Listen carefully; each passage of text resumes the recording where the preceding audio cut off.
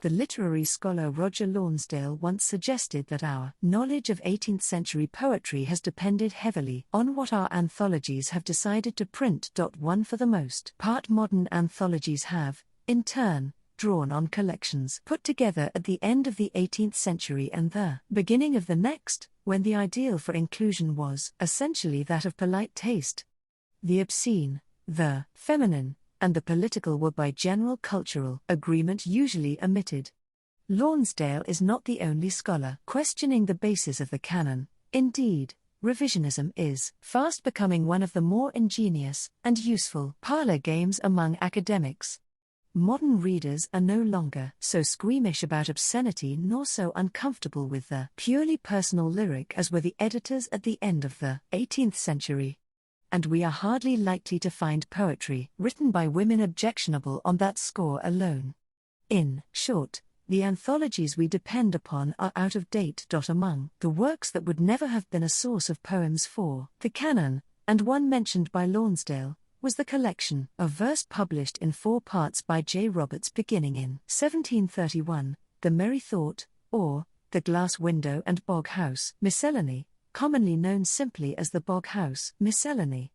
Its contemporary reputation may be described as infamous. James Bramston, in his The Man of Taste, 1733, mentioned it as an example in poetry of the very opposite of good taste. 2 Polite taste, of course, is meaningful only if it can define itself by what it excludes, and nothing could be in worse taste than a collection of pieces written on windows, carved in tables, or inscribed on the walls of Britain's Loos. Just as the compilers of a modern work, the Good Loo Guide, were parodying a well-known guide book to British restaurants, so the unknown compilers of The Merry Thought had some notion, however discontinuous, of parodying the nation's polite literature. Were not Alexander Pope and Jonathan Swift famous for their distinguished miscellanies? What could be more amusing than a collection of poems that represented a different poetic ideal? A collection of verse with none of the pretensions to artistic merit claimed by the superstars of the poetic world, the spontaneous productions of non-poets in moments of idleness or desperation? Apparently some of the inscribers in the Boghouses used excrement as a medium for, as well as a subject of, their inscriptions, a somewhat literal prefiguring of T.S. Eliot's claim that, to a certain extent, all poetry was a form of defecation. 3 The Merry Thought, then, is not even the kind of art that Dryden attacked in Macflecknoe and Pope in his Dunciad, the work of bad poets masquerading as geniuses. Rather, it is a primitive form of folk art produced as a more or less spontaneous act of play or passion, and achieving some small degree of respectability only when practiced by a respected poet and collected with his more serious verse. 4 Like modern serial graffiti, it could function as a form of communication since the first inscriptions often provoked those who followed to make their own contributions. In this way too we could perhaps even see it as some kind of early incarnation of Twitter. Indeed, one of the more interesting aspects of graffiti is that in an impermanent form it testifies to the continuance over the centuries of certain human concerns. Studies of graffiti have often focused on particular modern conflicts between races or nations, on drug problems, and on specific political commentary. 5 But such local matters aside, the content of modern graffiti is surprisingly like that of earlier periods: scatological observations, laments of lovers, accusations against women for their sexual promiscuity, the repetition of trite poems and sayings and messages attributed to various men and women suggesting their sexual availability and proficiency. And if the political targets have changed over the years, many of the political attitudes have remained consistent. Graffiti is an irreverent form, with strong popular and anti-establishment elements. As actions common to all classes, eating, drinking, defecation, and fornication find their lowly record in graffiti-like form. On the most basic level, a writer will observe that the excrement of the rich differs in no way from that of the poor. Thus one poem, taken supposedly from a person of quality's Boghouse, has the following sentiment: Good Lord! Who could think that such fine folks should stink. There is nothing very polite about such observations, and no pretension to art. These verses belong strictly to folklore and the sociology of literature, but they suggest some continuing rumbles of discontent against the class system, the existence among the lower orders of some of the egalitarian attitudes that survived the passing of the Lollards and the Levellers. Who were the writers of these pieces? Were they indeed labourers? Or were they from the lower part of what was called the middle orders? Is there some evidence to be found in the very fact that they could write? Graffiti may, indeed, tell us something about degrees of literacy. One wit remarked that whatever the ability to read or write may have been at the time, almost everyone seemed to have been literate when presented with a Boghouse wall, since all who come to Boghouse write. 7 The traditional connection between defecation and writing was another comparison apparent to the commentators. One wrote, "There's nothing foul that we commit, but what we write, and what we sh.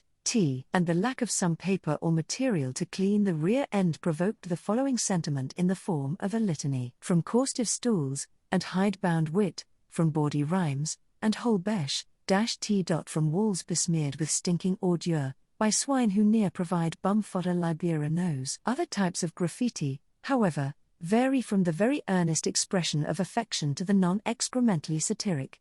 One of the more unusual is a poem in praise of a faithful and loving wife. "I kissed her standing, kissed her lying, kissed her in health, and kissed her dying, and when she mounts the skies, I'll kiss her flying." Underneath this poem, the Merry Thought records a favorable comment on the sentiment.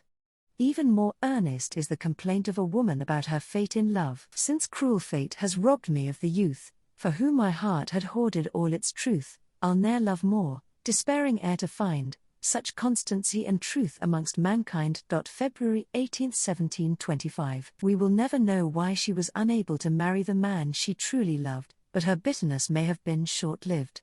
Just after this inscription comes a cynical comment identifying the lady as a member of the Walker family. And the writer insists that like all women she was inconstant, since he kissed her the next night. This cynical approach to love and women dominates the Merry Thought.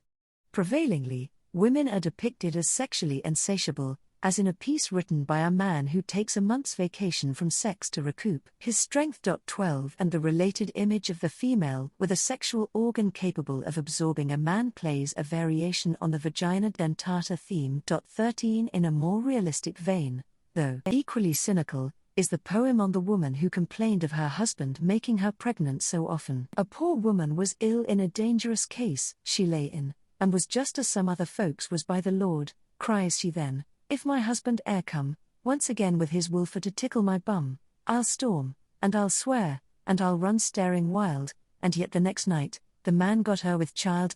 S. M. 1708 S. M. is clearly unsympathetic to the plight of married women in an age with only the most primitive forms of birth control. 15 The picture of her as a long-suffering person is undercut by the casual male assumption that giving birth was not really dangerous and that women make too much of the pain and difficulty. That women were often forced to go through 13 or 14 deliveries when little thought had yet been given to creating an antiseptic environment for childbirth is apparently of little concern to S. M., who finds in the apparent willingness of the woman to have sexual intercourse one more time sufficient reason for contempt. In addition to giving glimpses into social attitudes, the Merry Thought has a variety of inscriptions that show the way these writings functioned. Professor George Guffey, in his introduction to Part 1 of the 1982 Augustan reprint Society edition of the work, remarks upon the proposal scene carried on in Moll, Flanders between Moll and the admirer who will prove to be her third husband and her brother. 16 Such scenes involving witty proposals and responses cut into the windows of taverns were real enough at the time. An exchange found in Part 2 of the Merry Thought is not, however, half so satisfactory. The woman takes umbrage at her admirer's suggestions that the glass on which he writes is the emblem of her mind in being brittle, slippery, and poisonous, and writes in retort, "I must confess, kind sir, that though this glass can't prove me brittle, it proves you an ass." Though an easy cynicism about women's availability and about the body's insistently animal functions predominates, there is enough variety in the merry thought to provide something of a picture of 18th century society were any future anthropologists to come upon this volume as the sole remnant of that period. They would see a society engaged rather more in animal functions than in intellectual pursuits, a society rather more concerned with drinking, love, and defecation than the picture presented by the polite and intellectual literature of the time allowed. But they would also find in the satirical squibs on Corney, the Cambridge bookseller and printer, evidence of learning and university life as well as a criticism of opera. 18 They would see numerous young men longing for their mistresses to soften their hearts toward them, and cynical older men who had lost their illusions about love. But they could also come upon a straight piece of philosophy taken from the still fashionable flasked tavern in Hampstead or lowly bits of pious folk wisdom. 19 More often, however, they would uncover a society in which there was little of the generalized style that characterizes even the most personal formal poetry of the period. Many of the writers identify themselves and the names of the women they love or detest. In short, if these volumes do little else, they do provide a vivid glimpse into the personal life of the time, and to that extent an injection of some of these inscriptions into the anthologies of the period might help in providing a lively and piquant context for the serious artistic production of writers like John Gay and Jonathan Swift. The announced publisher of this folio was one Hurlo, a character drawn from the theatrical piece of that name by Samuel Johnson of Cheshire, 1691 to 1773.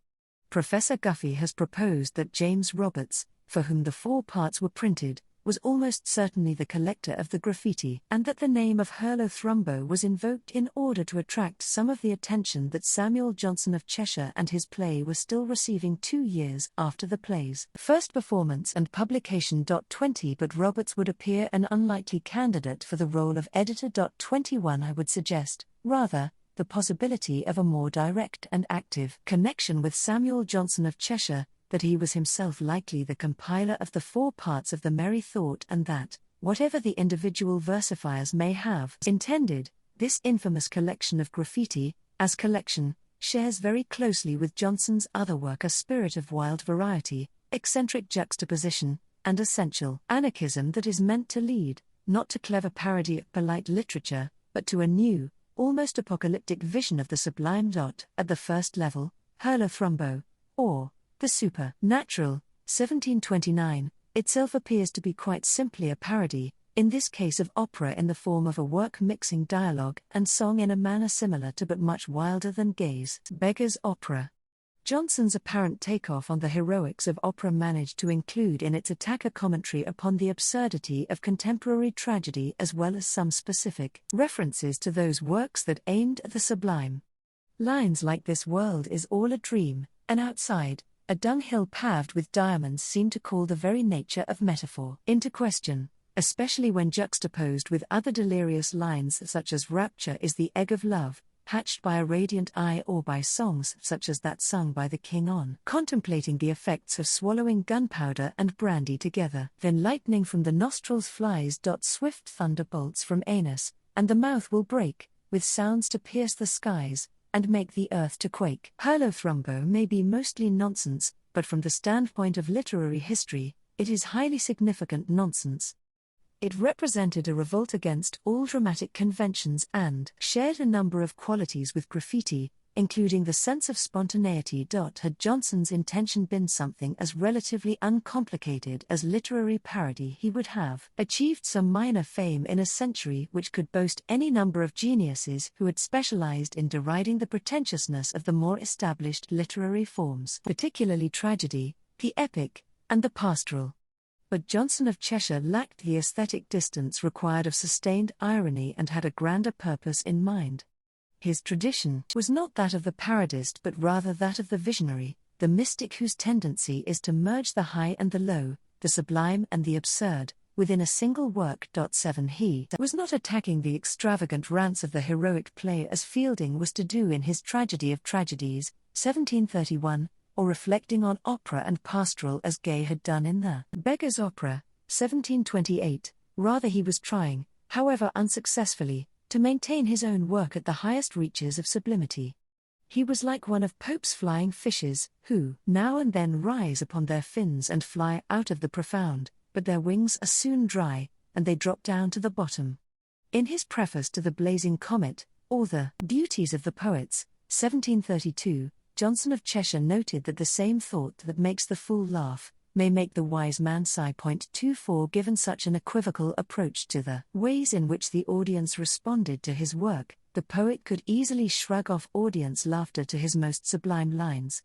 He was always ready to leap up in ecstasy, and dip his pen in the sun. 25 Parts of Hurlothrombo, particularly the scene between Lady Flame and Wildfire, both of whom are described in the list of characters as mad, in which Wildfire threatens to cast off his clothes and run about stark naked. 26 Bear an odd resemblance to the king's camelopard in Huckleberry Finn. But the disconnected verbal structure, along with the music and dancing, achieves a strange mixture that must have amused and, to a certain extent, bemused its audience. Johnson called upon variety as his most important artistic principle, and he developed his ideas on this subject in A Vision of Heaven, 1738, a work which bears a striking resemblance to William Blake's The Marriage of Heaven and Hell. Johnson argues that all surface appearances are merely a form of hieroglyphic concealing a true vision of things. 27 His narrator is capable of what Blake was to call mental flight, and there is a particularly vivid passage in which the stars are seen as throwing down freezing daggers at the poor, starving children in the streets, and another in which we encounter an aged woman who wields a broom against spiders and against all the young women who threaten to come near the narrator. 28 The mystic temperament is often capable of making connections between the spiritual and the excremental, between the sublime and the bathos of thunderbolts from Anus. 29 Blake, we should recall, has poems depicting himself defecating. Whether Johnson actually collected the merry thought or not, the reasons for the association of these volumes with his name should then be clear enough. While Fielding might appropriate the title Scriblerus Secundus by way of staking out a line of descent for his humour and satire, Hurlothrombo was so thoroughly connected with Johnson and his play that I can see no reason why he should not be considered the likely editor of such a varied and eccentric collection of verse and prose as The Merry Thought. That the variety bears no resemblance to that of serious art, however, should be as obvious as the difference between a William Blake and a Samuel Johnson of Cheshire. As William Hogarth was to remark, variety uncomposed and without design is confusion and deformity.